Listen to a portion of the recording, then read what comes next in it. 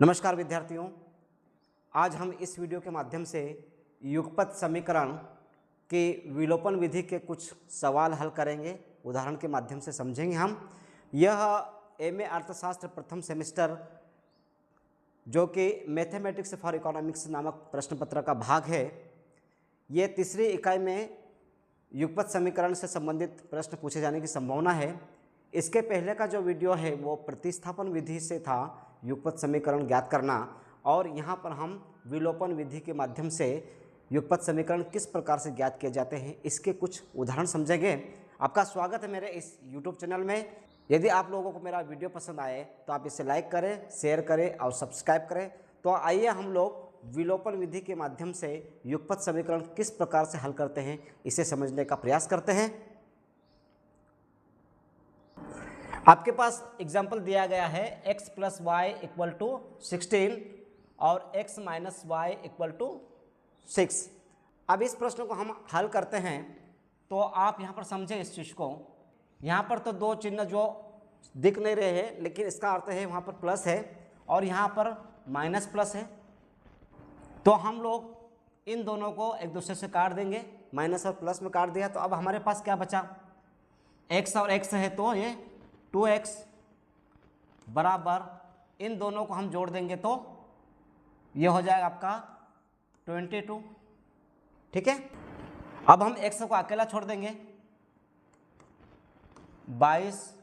अब यहाँ इसके साथ गुणा है 2 का, तो 2 इधर आ जाएगा तो ये भाग में हो जाएगा, बराबर 11 एकम 11, 11 से 2 बार, इसलिए x बराबर 11 हो जाएगा। आपका x बराबर 11 हो जाएगा। अब समीकरण 2 में x का मान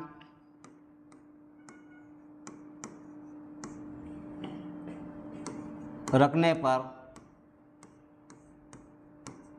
समीकरण 2 आपका ये है x minus y equal to 6। यहाँ पर x का मान हम रख देंगे 11 माइनस वाई बराबर 6, फिर माइनस वाई बराबर 11 इधर आ जाएगा, 6 माइनस 11, क्योंकि ये प्लस का है, इधर आएगा तो 11 हो जाएगा, माइनस 6 में से 11 घटाएंगे माइनस के 5। अब हम देखते हैं कि माइनस माइनस कट जाते हैं, इसलिए y बराबर 5। आपका y आ गया है 5, x आपका 11 है और y आपका 5 आ जाएगा। इस प्रकार हमने यहाँ पर बहुत ही आसानी और सरल तरीके से x और y का मान ज्ञात करके इस समीकरण को हमने हल कर लिया है। इसके पश्चात फिर हम एक उदाहरण देखेंगे दूसरा। इस प्रकार का यदि सवाल आपके प्रश्न पत्र में आ जाए तो आप इसे किस प्रकार से हल करेंगे इसको हम समझ लेंगे। यहाँ आपके पास है x plus y equal to 7, यहाँ पर है 2x minus 3y equal to 4। तो सबसे पहले हमें यह करना होगा कि किसी भी एक भाग को बराबर करना है, तो हम लोग यहाँ पर y को बराबर करेंगे और इसके लिए हमें इस 3 का गुणा इस समीकरण में करेंगे और यहाँ पर कोई संख्या नहीं है, इसका अर्थ है कि यहाँ पर 1 है, उसका गुणा हम इस समीकरण में करेंगे।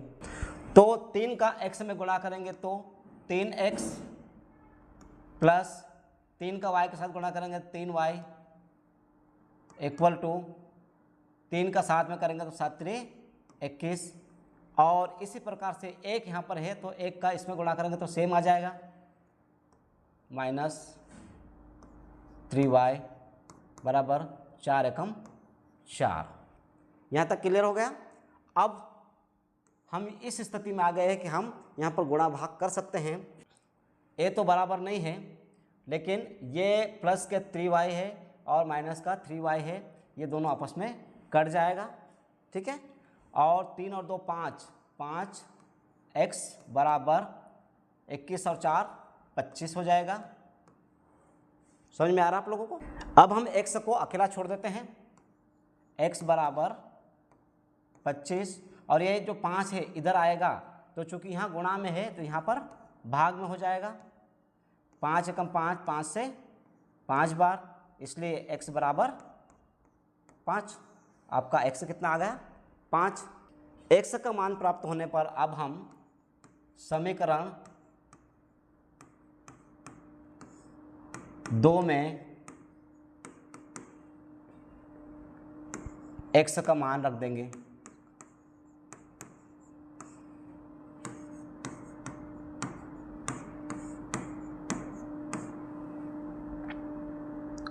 समीकरण 2 आपका ये है 2x minus 3y equal to 4। यहाँ पर x के स्थान पर हम क्या रख देंगे 5 रख देंगे। 2 गुणित 5 minus 3y equal to 4।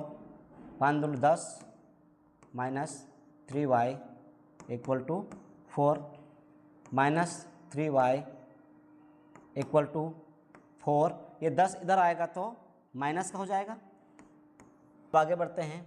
y equal to minus के 6 बटे ये 3 है, माइनस के 3, ये इससे कट जाएगा 3 से 2 बार, y बराबर 2। इस प्रकार हमारे यहाँ पर उत्तर आ गया y बराबर 2, x बराबर 5 और y बराबर 2 प्राप्त हो गया है। इस प्रकार का प्रश्न आने पर तो सबसे पहले तो हम लोग ये बात करते हैं कि चूंकि यहाँ पर कोई भी संख्या बराबर नहीं है, तो पिछले सवाल में हमने y को बराबर किया था, अब हम यहाँ पर x को बराबर करते हैं। तो अब इसका आशय यह है कि इसका इसके पूरे समीकरण के साथ गुणा होगा और इसी प्रकार से इसका भी पूरे समीकरण के साथ गुणा हो जाएगा। हम करते हैं इसका इसके साथ पहले करते हैं 6x प्लस 8y बराबर 2 दाम 20। इसी प्रकार से हम इसका करते हैं 6x माइनस 6y बराबर 3 दूनी 6। यहाँ तक क्लियर होगा आपको। अब यहाँ पर थोड़ा सा प्रोसेस करेंगे। दोनों संख्या प्लस प्लस की है, ये कटेगी नहीं, और यहाँ पर 8y है और यहाँ पर 6y है। चिन्ह माइनस प्लस का है, लेकिन फिर भी संख्या बराबर न होने से हम यहाँ पर भी वो प्रक्रिया नहीं कर पाएंगे। अब हमको यहाँ पर चिन्ह बदलना है, तो चिन्ह बदलने के लिए हमें नीचे की संख्या का चिन्ह का ध्यान रखना है। यहाँ पर प्लस है तो हम इसको माइनस कर देंगे, यहाँ पे माइनस है तो हम इसको प्लस कर देंगे, और यहाँ पे प्लस है इसको माइनस कर देंगे। यह प्रक्रिया पूरे समीकरण में की जानी है। अब हमारे पास ये स्थिति हो गई है कि ये प्लस का है और ये माइनस का है, और 6x और 6x बराबर हो गए। अब यहाँ पर हम इसको काट देंगे। अब ये दोनों, ये प्लस का है और ये भी प्लस का है, तो 8 और 6 14y बराबर 20 में से 6 माइनस का है, घटा देंगे हम तो 14 आ जाएगा। अब y को अकेला छोड़ देंगे हम लोग, बराबर 14, ये इधर आएगा तो भाग में आ जाएगा 14 बराबर 14 में से 14 गया तो y बराबर 1, ये आपका आ गया है। अब समीकरण, यह हमारा समीकरण 1 है, ध्यान दीजिएगा, और ये समीकरण 2 है। समीकरण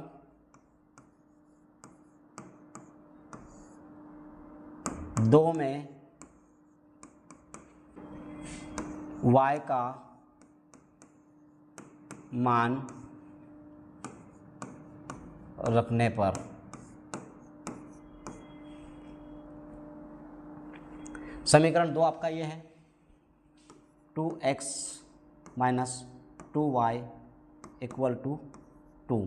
यहाँ पर हम y का मान रखेंगे 2x माइनस 2y, 1 आया है तो हम यहाँ पर 1 रख देंगे, बराबर 2। 2x minus 2 equal to 2। 2x बराबर, ये माइनस का 2 है तो इधर आएगा तो प्लस का हो जाएगा, 2 प्लस 2। अब x को अकेला छोड़ देंगे हम लोग, x बराबर 4 बटे 2, ये भाग में आ जाएगा। 2 एकम 2, 2 से 2 बार, अर्थात x बराबर 2, आपका x भी ज्ञात हो गया हमें, y बराबर 1 आ गया, x बराबर 2 आ गया। इस प्रकार हम बहुत ही आसान तरीके से इस सवाल को समझ सके हैं। निश्चित रूप से आप लोगों को यह समझ में आ गया होगा। आप लोग थोड़ा सा माइनस प्लस करते समय ज़रूर ध्यान दें। धन्यवाद।